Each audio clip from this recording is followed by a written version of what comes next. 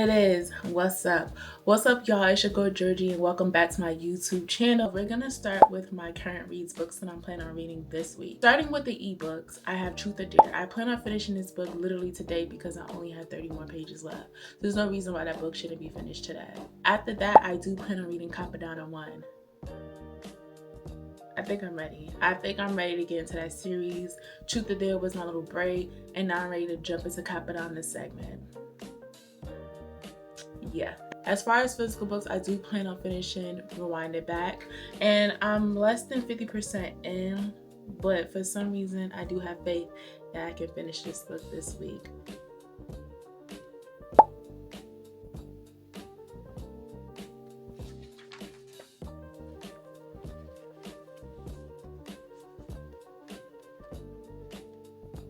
Happy Tuesday, everybody. Let's talk about what I read yesterday. So I did finish Truth or Dare, and I'm ready to talk about my review.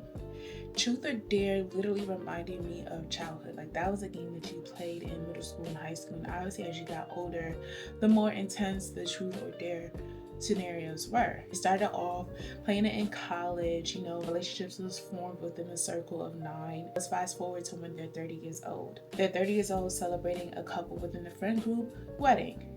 A destination wedding at that. They decided to play Truth or Dare, and 2 of the friends ended up having this physical connection that turned into an emotional connection, and they wanted to explore that, and their method of exploring that was continuing to play Truth or Dare amongst themselves, which was so funny and fun. I absolutely love the scenarios that they gave each other because it allowed them to truly explore if this could be something. But at the same time, you have the bride who's trying to hook her sister up with that same guy. As a friend, she's trying to be respectful of obviously her sister's decision, but also want to be selfish and explore this new feeling that she has for this old friend. That's pretty much what this book is, exploration of a potential lover. It was a smooth read, a very short, smooth read. For me, this book was a palate cleanser, a break between reading the series and jumping into the next book. It was short, simple, and to the point. And sometimes you just need those when you don't really want to dive into a whole nother 300 plus page book. I also read 39 pages of Rewind It Back, and I am loving the symbolism of this boombox. I'm loving the symbolism of music. To me, is it a slow burn? Yes, but also no. Like, it makes sense for them to take their time because so much has happened within the last time they saw each other. I truly appreciate not only the dual point of view, but the dual timeline. Like, I'm watching these characters grow from when they first met to now they're rekindling. That's what has me feeling this strong connection to both characters. I can't wait to the point when they can honestly sit down and have this conversation between each other and let it all out. And I know it's a lot because, Haley doesn't want to be vulnerable. She doesn't want to know how much she needs support, especially his support. And so she has a lot of pride, which he's well aware of. And he also has resentment as well. Like, he wants to break that wall down, but he's like, you hurt me. And they both are acknowledging that they hurt each other. But can we talk about the hurt already? Like, you know what I'm saying? I want to know. Like, I know what it has to do with, but I really want to know. And I know once they put their guard down, that book is just going to explode and just be this wonderful romance story. And I can't wait. Then we have Cappadonna I. I got to 4% of the book, and pretty much it's just the introduction of Cappadonna, him being released, and then Aaliyah, her backstory, which, oh my gosh, I hate her brother. Like, I really hope her brother gets everything that he deserves, like she said, because that is so wrong. You're supposed to protect your younger sister, and you did the complete opposite. And so I cannot wait until Cappadonna and Aaliyah actually get together because I know he's going to rescue our girl. I wish her nothing but goodness. I wish her all the good that's going to come her way, plus more.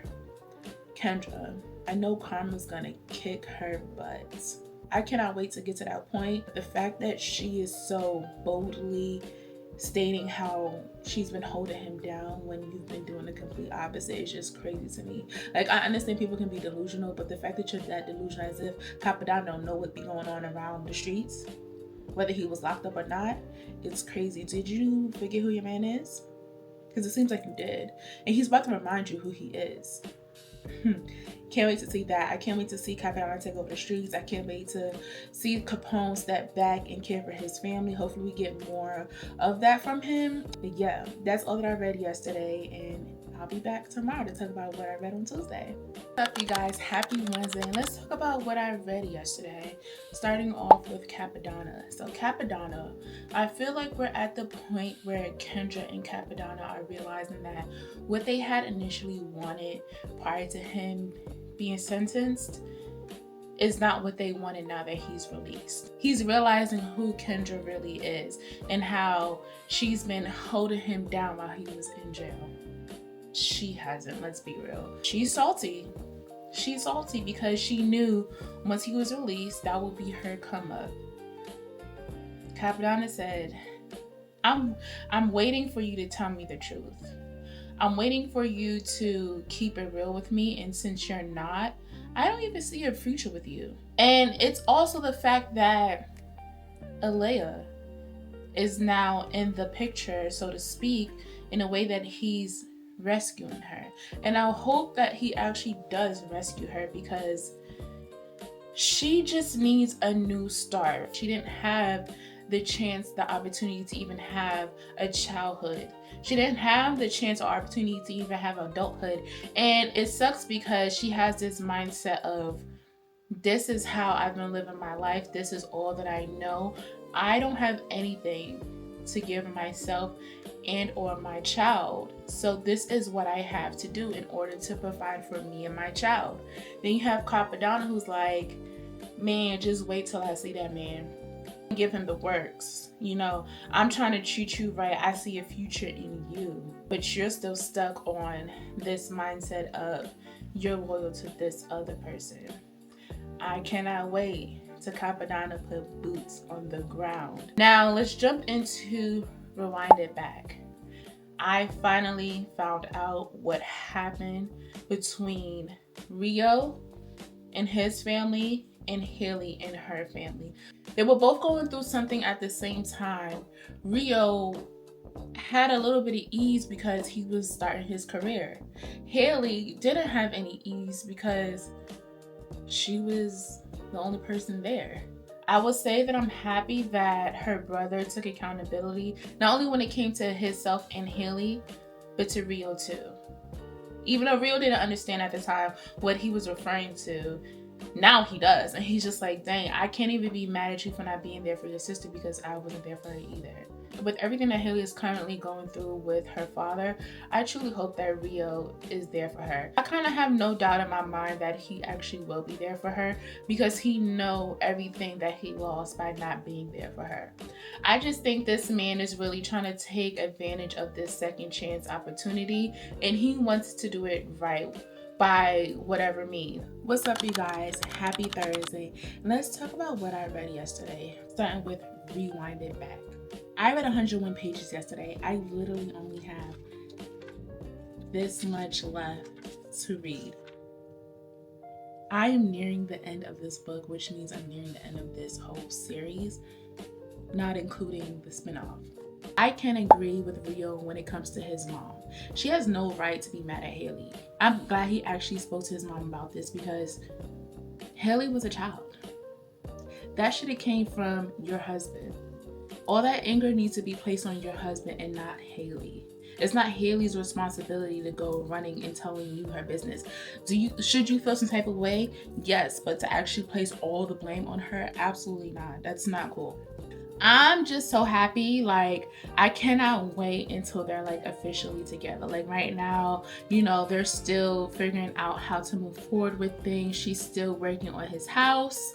And it's not even his house, like it's their house, it's her house. Cappadonna I, again, messy per usual.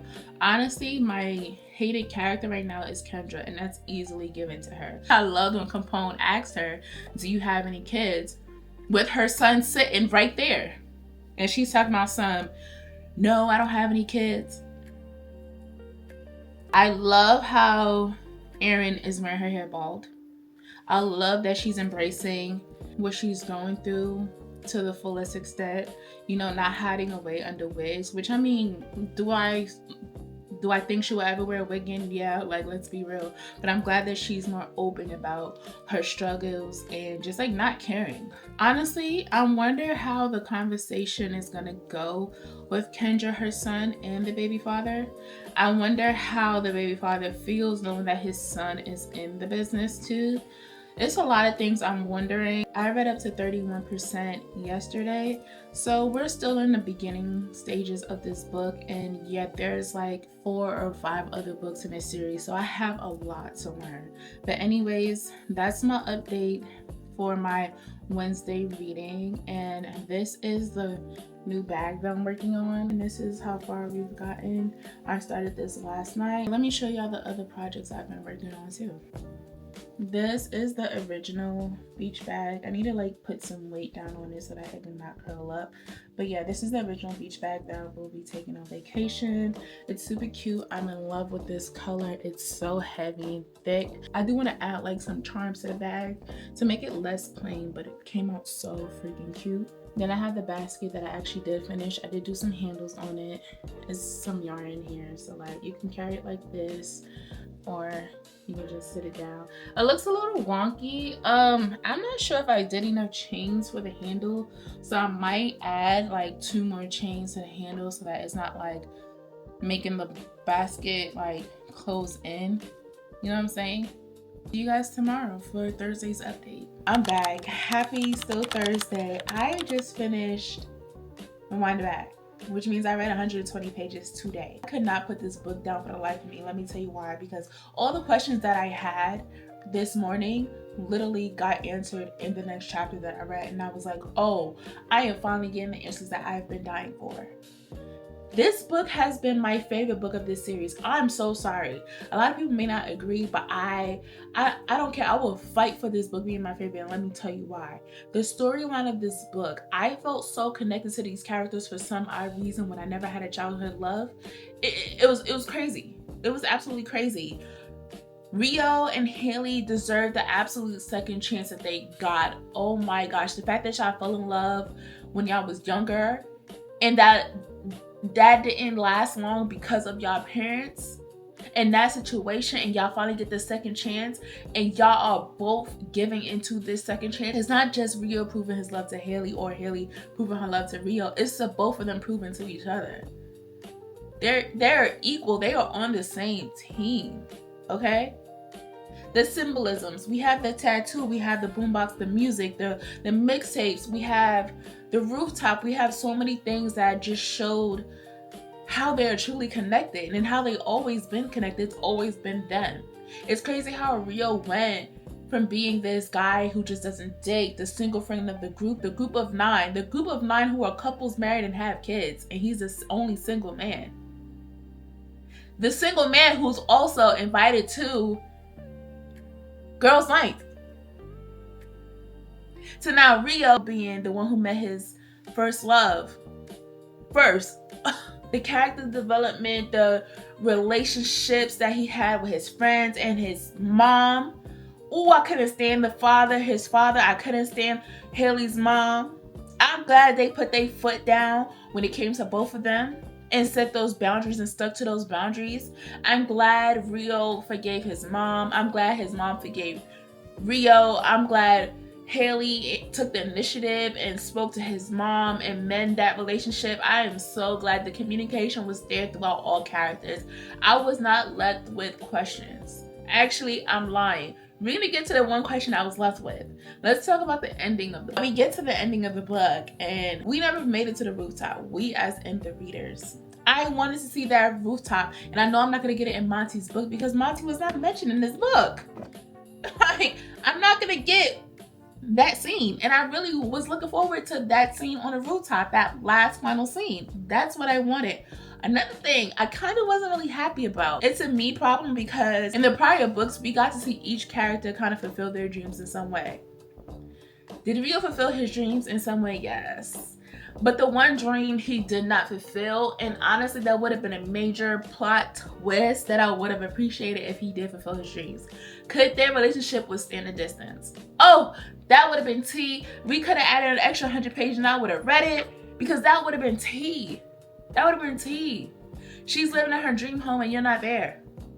That would have been tea. Oh my gosh, I'm so salty about those 2 points. But other than that, this book was such a breeze to get through. I enjoyed this book. Like I said, I fear this might be my favorite book of the series. I'm sad the Windy City series is over, but I'm happy there's at least a spinoff. Should I start the spinoff tomorrow? We'll see.